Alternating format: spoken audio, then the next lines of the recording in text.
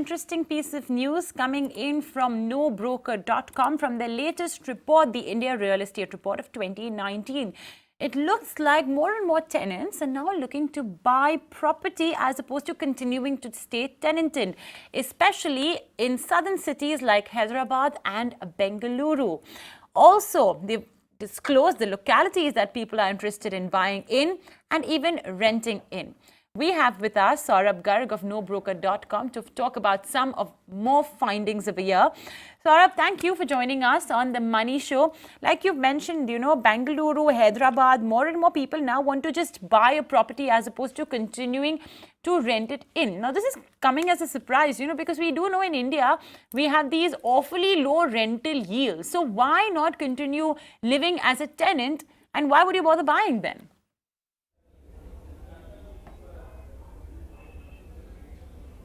Thanks, Mubina. Yeah, this is very interesting, and this is something which we are seeing this year, that now more and more tenants are actually looking to explore and buy a property in 2020. What we feel and what analysis has shown is that in the last 4 to 5 years, the prices have been pretty much stagnant, and in some localities they've also come down a bit. Also, what has happened is that the home loan rates are at the lowest right now. So we think that consumers are thinking that the houses are much more affordable, the cash outflow is going to be much lower, and probably this is the right time to explore if they want to make this investment. Okay, well, yes, that low interest rate, I suppose, is certainly helping them out. Plus, all of these PSU banks as well have been slashing interest rates, trying to make it more attractive for the consumer. Now, which are these areas, Saurabh? I mean, you've identified 6 of the major cities in India. Do you believe that there's more interest, perhaps, in the suburbs? Is it in the town area of the city? Where exactly is most interesting, roughly?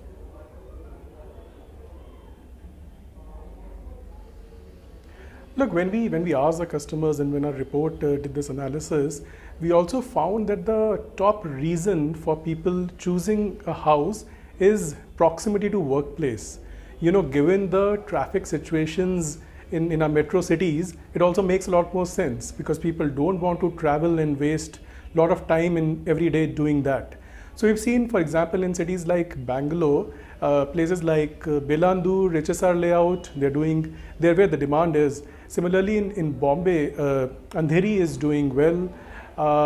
We have seen in Hyderabad, places around Kukatpalli, Cyber City area. I think these are the places where people are looking to buy houses. So I think the primary thing is that it should be close to where they're working. Apart from that, I think another interesting thing is that people are also looking to see that the constrained resources, those are becoming very important.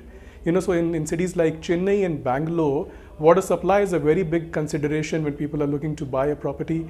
And again, car parking space, I think that's also becoming a constraint now, and people are looking to get places which have good parking spaces available.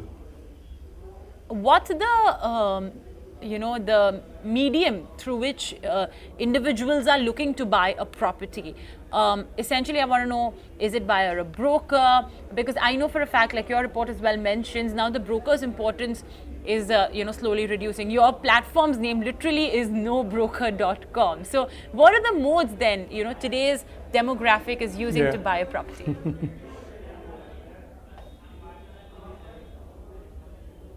Look, there are multiple things which people look at when they're looking to buy a property. Of course, there are still some people who are using brokers, but this is reducing day by day.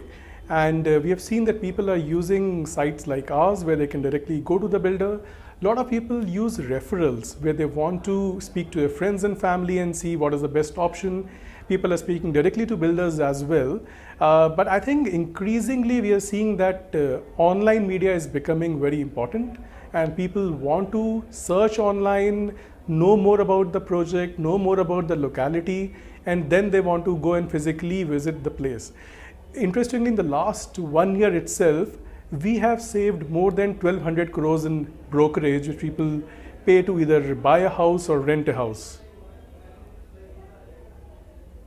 How important is the construction phase of a particular property or a building when the buyer considers buying? I mean, is it all right if there's absolutely nothing on ground, just a blueprint? I think those days, I think I would hazard a guess saying I think those days are gone. Or would they want, midway construction, 70% construction, or absolutely 100%?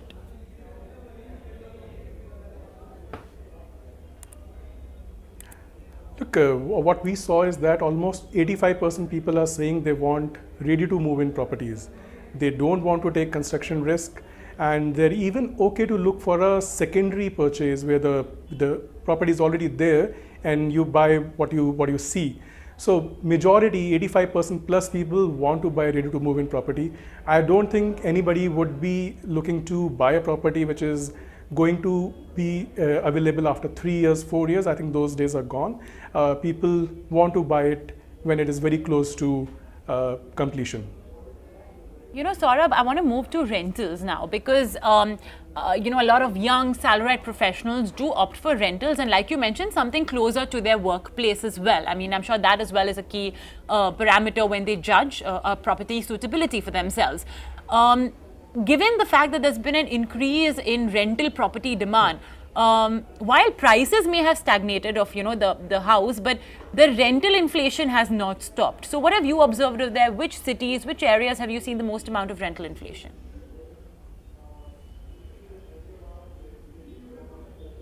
So we have seen a very interesting trend across cities.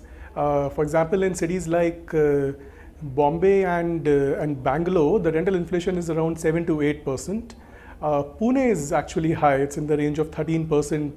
While cities like Chennai and NCR, we are seeing that it is more flattish, and actually in some areas in NCR, the rent has also come down. And you're right, people are looking to buy properties closer to workplace, and these are the places where the maximum demand is there. And this is also localities where you will see higher rent inflation also. But I think locality to locality, it varies across the city. Okay, all right. Saurabh, on that note, we'll wrap it up. Thanks so much for those very interesting insights in the India Real Estate Report of 2019.